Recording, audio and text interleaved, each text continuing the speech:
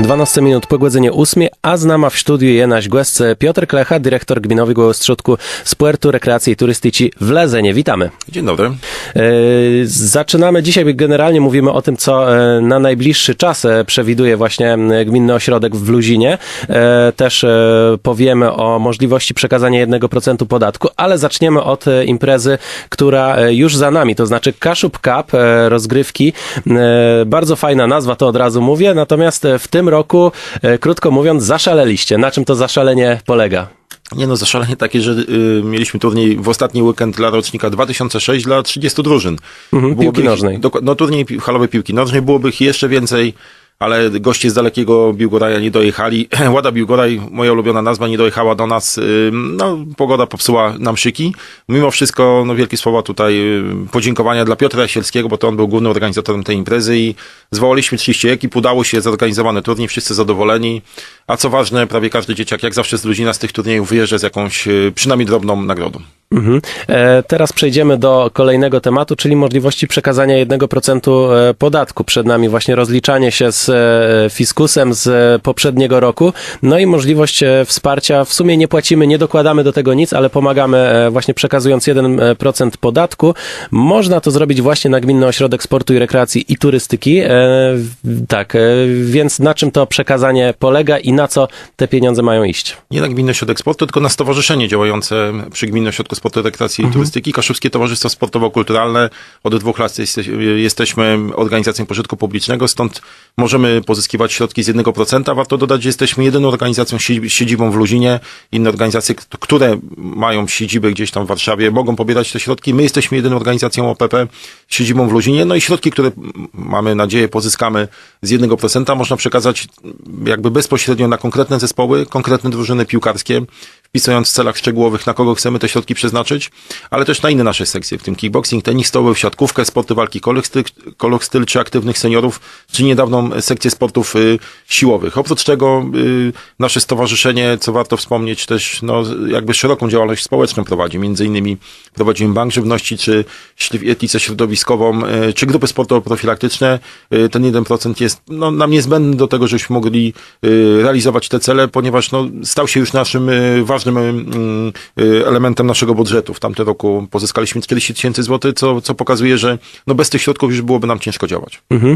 Tutaj tak właśnie uściślił pan, że to chodzi o stowarzyszenie, które wspiera, tutaj tak jak na plakacie widzimy, wspiera pasję twojego dziecka, czyli działania sportowe, ale nie tylko, tak jak już to zostało powiedziane, ale właśnie co do działalności sportowej, to warto by było, żebyśmy wiedzieli, jaka to jest skala, to znaczy jak dużo jest tych sekcji, jak dużo osób jest objętych właśnie tymi działaniami sportowymi, na które między innymi właśnie ten 1% podatku możemy przeznaczyć.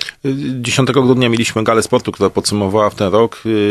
Wtedy się tak naprawdę policzyliśmy. 525 dzieci otrzymało upominki świąteczne, i tak duża grupa dzieci dzisiaj może realizować swoją sportową pasję przy naszym ośrodku. Oprócz tego mamy, inaczej, najważniejsza jest piłka nożna, tak? To jest 16 grup młodzieżowych. Dzisiaj 16 grup młodzieżowych, 2 zespoły seniorskie, 10 zespołów Ligi Sołeckiej.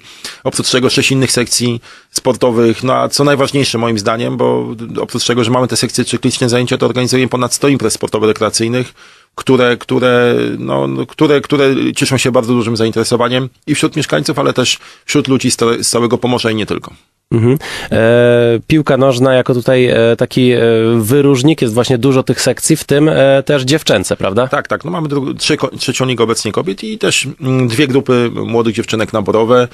Cały czas dziewczyny chcą grać w Luzinie w piłkę. Czyli ponad 500 młodych osób zrzeszonych w klubach, właśnie w sekcjach tutaj. To pokazuje, to jest troszeczkę takie zaprzeczenie tego stereotypu, że dzieci i młodzież dzisiaj siedzą tylko w tabletach i w ogóle nie wychodzą, nie chcą aktywnie spędzać czasu, prawda?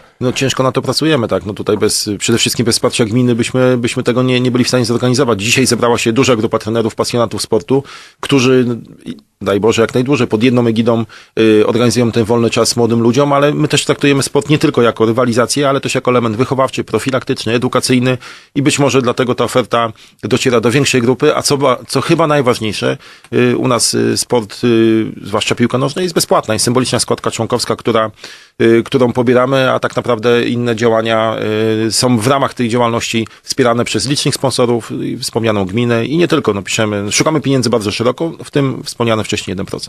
Czyli każdy mieszkaniec gminy może tutaj znaleźć coś dla siebie, jeżeli chciałby aktywnie spędzić czas i nie wiąże się to z wydatkami.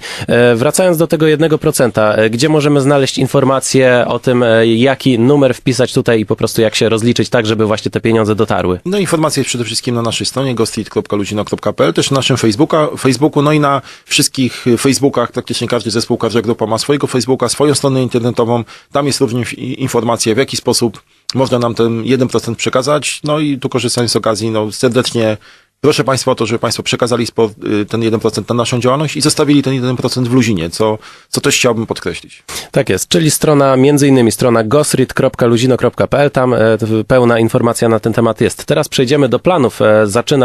Zaczął się rok 2017. Jakie imprezy w najbliższym czasie właśnie w Luzinie, jeżeli chodzi o sport? Tak, przed nami kolejny turniej, już w najbliższy weekend Kaszub Cup 2008. Oprócz tego w tym roku będziemy mieli kolejne turnieje pod tą egidą Kaszub Cup dla kolejnych roczników 2004 dla dziewczyn młodszych i taka nasza jedna ze standardowych imprez Nadzieje Polskiej Piłki, turniej imienia marszałka Macieja Płażyńskiego, czyli patrona naszej hali, w tym roku wyjątkowo dla rocznika, ciutkę starszego dla rocznika 2008, ale staram się, żeby to był turniej dla najmłodszych roczników, po to, żebyśmy zapraszali tutaj do Luzina najmłodszych adeptów futbolu, w których widzimy tą największą pasję do uczestnictwa w tych imprezach. No i standardowe imprezy później.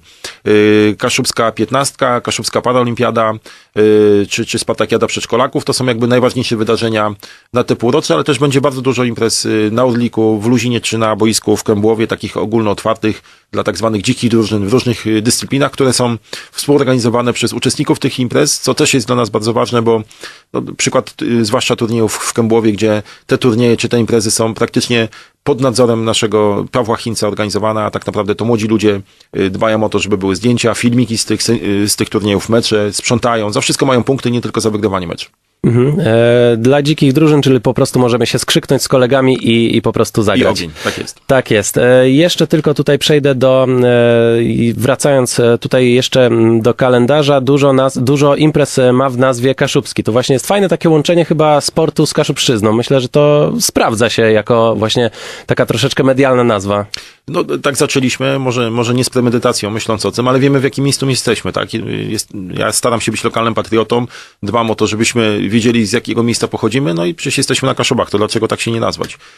Nazwa chwytliwa, ona przyciąga bardzo wielu uczestników imprez z zewnątrz. Swego czasu mieliśmy bardzo często gości z Warszawy, którzy nawet nie wiedzieli, że przyjeżdżają do Luzina, tylko wiedzieli, że przyjeżdżają na Kaszuby. I jakby ta tendencja na pewno się będzie utrzymywała i mam nadzieję, że znajdziemy też pomysł na to, jak tą Kaszubszczyznę też również na naszej hali jeszcze lepiej promować.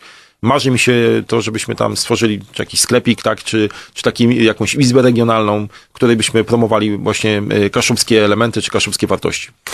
Teraz przejdziemy do akcji, o której mówił Pan ostatnio, kiedy mieliśmy okazję rozmawiać, czyli była akcja zbierania zdjęć z wydarzeń sportowych z historii Luzina i to mogły być naprawdę ciekawe rzeczy z najdawniejszych lat. No i właśnie te zdjęcia możemy już oglądać, prawda? Tak, to jest taka mini wystawa jeszcze, ale to jest kilkadziesiąt zdjęć, które nam tutaj sporo starych działaczy sportowych pozostawiło do naszej dyspozycji, czy mogliśmy sobie je zeskanować. Hitem dla mnie jest zdjęcie LZS-u Luzino z 1946 roku. To pokazuje, że ten sport w Luzinie jakby od zawsze jest ważnym elementem, ważną częścią naszej jakby tożsamości, czy właśnie jakiejś lokalnej aktywności społecznej. Marzy mi się, żebyśmy na 10-lecie hali, a 10-lecie hali będziemy obchodzili w grudniu, otworzyli taką już, nie chcę nazwać tego muzeum, ale taką izbę regionalną, wspominkową, w której byśmy uzbierali pamiątki sportowe z ostatniego 70-lecia przynajmniej, a może i starsze. Serdecznie zapraszam cały czas do przekazywania nam, czy oryginałów, czy jakichś kopii zdjęć, czy jakichkolwiek pamiątek sportowych, które chcielibyśmy uwiecznić na antresoli naszej hali, na właśnie te 10-lecie naszego obiektu. Ja się do tego apelu dołączam. Myślę, że też fajnym uczuciem może być znalezienie swojego dziadka czy kogoś krewnego właśnie z dawnych lat, kiedy jeszcze był sprawny i działał sportowo. Więc to jest jeden apel właśnie o te zdjęcia. Drugim apelem jest ten, o którym mówiliśmy na początku, czyli przekazanie 1%. Jak przekazać ten 1% na stowarzyszenie, to możemy przeczytać na stronie gosrit.luzino.pl. A naszym gościem jest Piotr Klecha, dyrektor Gminowego Ostrzątka Sportu, Rekreacji i Turystyki w Lezenie. Dziękujemy bardzo. Dziękuję bardzo.